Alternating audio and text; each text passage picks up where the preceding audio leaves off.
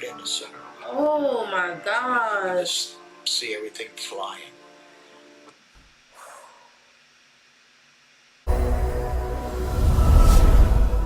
Hey fam!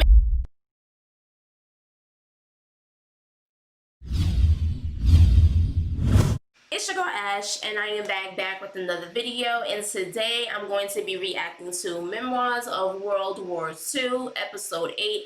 I've seen stuff that a kid shouldn't see. If you haven't subscribed already, what are you waiting for? Hit the red button so you can be a part of the family. Don't forget to give your girl a thumbs up. Enough of me talking, let's get straight into this reaction. War is terrible. It is. Of course it is. I've seen stuff that a kid shouldn't see. Yes. I bet. It was bad. December 7th, 1941, a date which will live in infamy. The United States of America was suddenly and deliberately attacked by naval and air forces of the Empire of Japan. I was sitting out in the kitchen one day, listening to the radio, then they broke in. I hope I don't start crying, guys. Please forgive me for pausing, but I definitely hope I don't start crying because I'm like such a crybaby. Start talking about what happened to Pearl Harbor, and after that I started thinking, I thought, I'd like to join the Navy. When I enlisted, I was 16 years old. So young. I even quit school to join it. Only 2 days short of his 17th birthday, Don Kunkel enlisted with the United States Navy and was sent to Great Lakes for He was a training. brave But young because the minimum man. age requirement was 17, Don spent his first 2 days. And so many others. I didn't do nothing. They wouldn't let me do nothing. And then the next day, I turned 17, and then I went out in the field and started my Navy career. Wow. Everything was new to me. Everything was hard. But I made it. I was scared to death, but I made it. I can only imagine. Could you imagine like really going to war around that time? You're so young and impressionable. Like that is like a grown man decision, a grown adult decision. I wonder how his parents felt about him enlisting. I wonder if he's going to talk about that.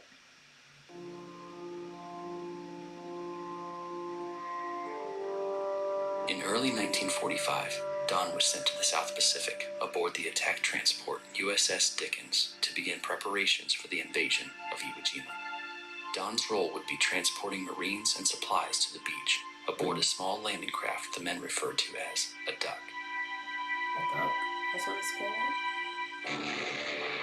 Wow. Oh my goodness. Look at that. I would have been scared to death, y'all. The night before the invasion, as the Navy fleet shelled the beach in hopes of softening the Japanese defenses, Don lay awake in his bunk, fearful of what the following day might. And you know what? I'm sorry, don't kill me. I always thought that Japan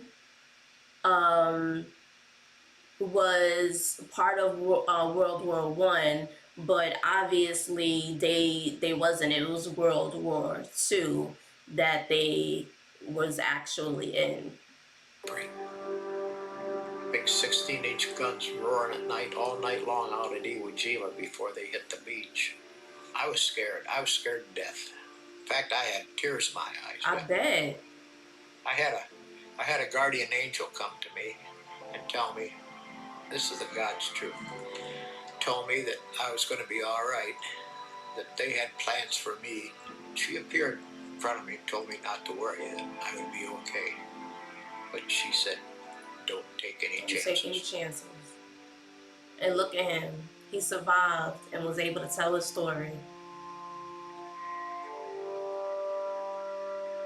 We pulled up there and they lowered a cargo net in our boat. Said we had to take that into the beach. It was big boxes of hand grenades. And I thought, oh Lord, if if we ever get hit, I'm you won't already find getting nothing emotional. of us. Oh, God. As Don made his first of many trips to the shore of Iwo Jima, he was quickly made aware that the Navy bombardment had done little to deter the Japanese opposition. They was firing at us. They you see water flying all over around Look us. at that. Those 3 days out Nothing in but there smoke. was terrible. I seen stuff that a kid shouldn't see. It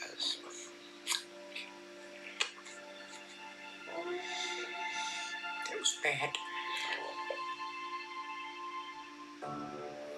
We was out there waiting to get into the beach, and this duck was out there coming in from a ship, taking more troops in.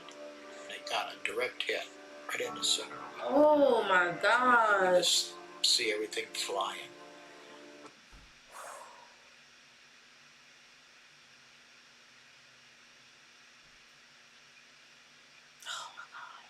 This is too much. Oh my God. I'm sorry, guys. But just to watch people like literally lose their lives is, I don't know. It's unsettling.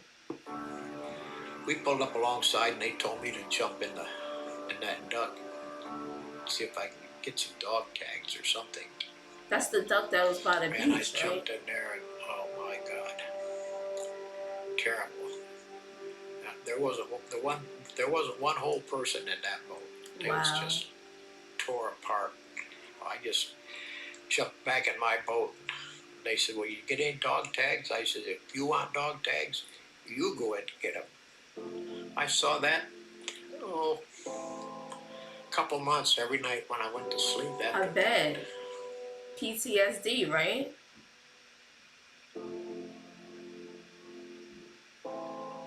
War is terrible. It is. It is. I seen more Marines laying up on the beach. That beach was covered with dead soldiers. Oh the my Marines gosh. was covered with them. Just Oh, look at we was right that. next to an LST in Okinawa, and a Japanese suicide plane hit it. Got sunk. Ooh. I seen things that really hurt me a lot. I seen something falling over a cliff. The Japanese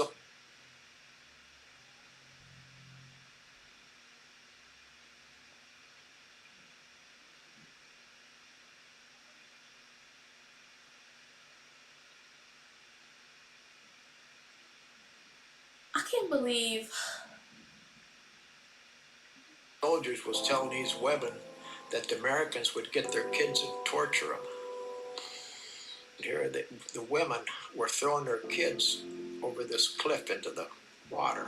The Americans, they saw what was going on, and they got on a loudspeaker and told them not to do that because they'd be taken care of. They'd be given clothes and food, but they wouldn't. They That listened is to the so Japanese soldiers, and cruel. That them Japanese soldiers actually put that fear into the civilians' head, and they're literally thinking that they're saving their children by throwing them off the cliff, but it's really vice versa. Do you know how cruel that is? What? That's like some sickness. throwing their kids over that cliff.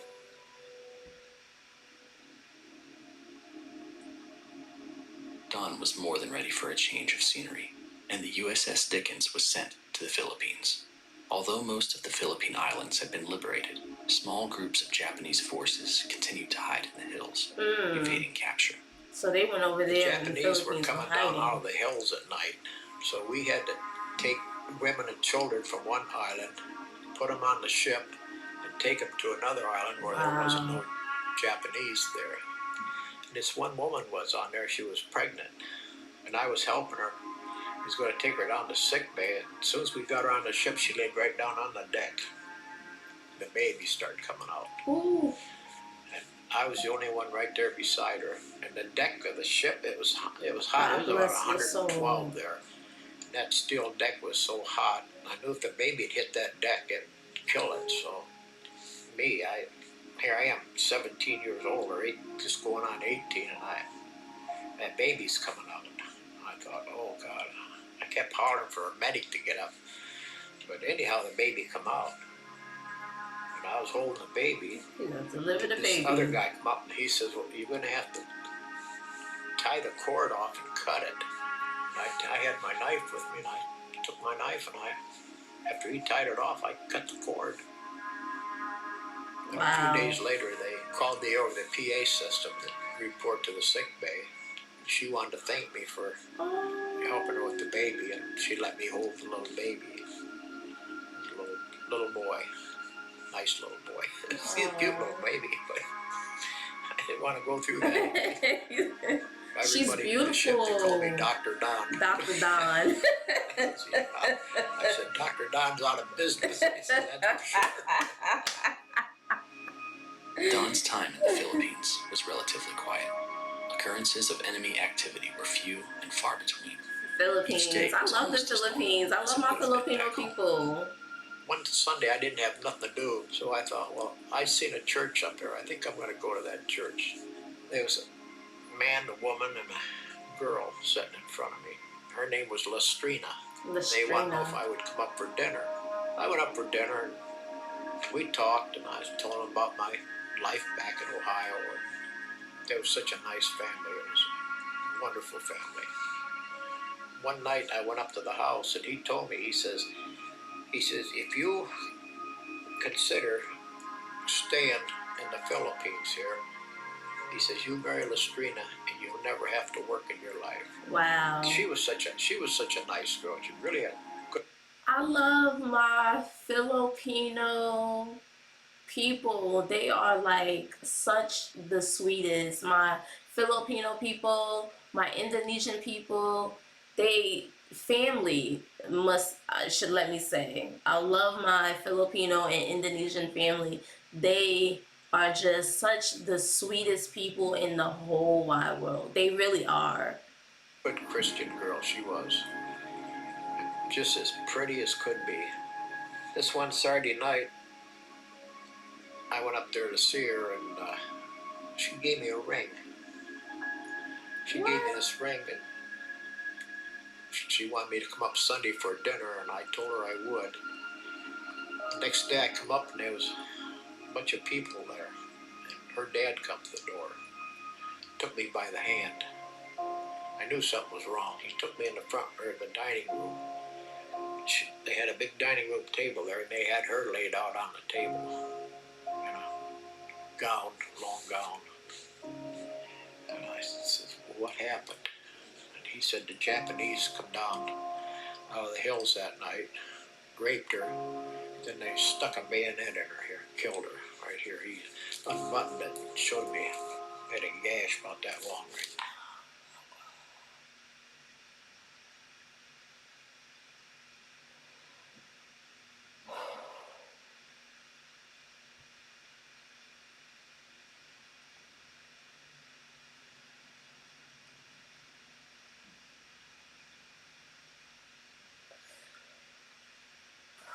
I was not expecting to hear that. Oh my God. There. That was it. Don remained in the Philippines to begin preparations for the imminent invasion of Japan.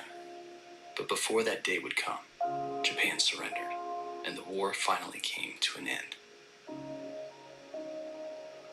Don returned to civilian life and eventually raised a family that continued to expand when in 1992 he married Louise. Both Don and Louise had been through past heartache, but in each other they found a strong bond and a lasting happiness.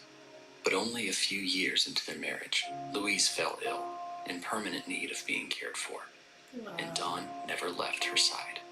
He counted it as his privilege, his life's purpose, to care for her.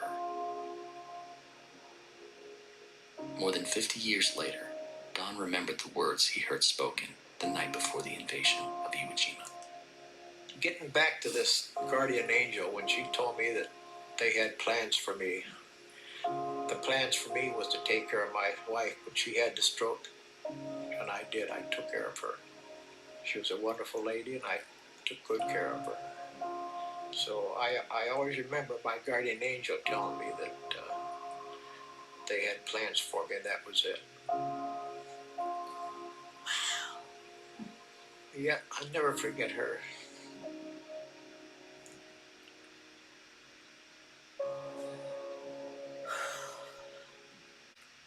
Whew, that was just too much to bear. I hope you guys enjoyed this reaction. I'm just kind of like speechless right now. I really don't know what to say. It's heartbreaking that people really had to go through this. I just don't really know what to say. This is just too much. I really wasn't expecting to hear and to see what I just saw. But comment down below. Let me know what you guys think. Give your girl a thumbs up, share, all of that good stuff. And I'll see you guys in the next video. Bye, fam.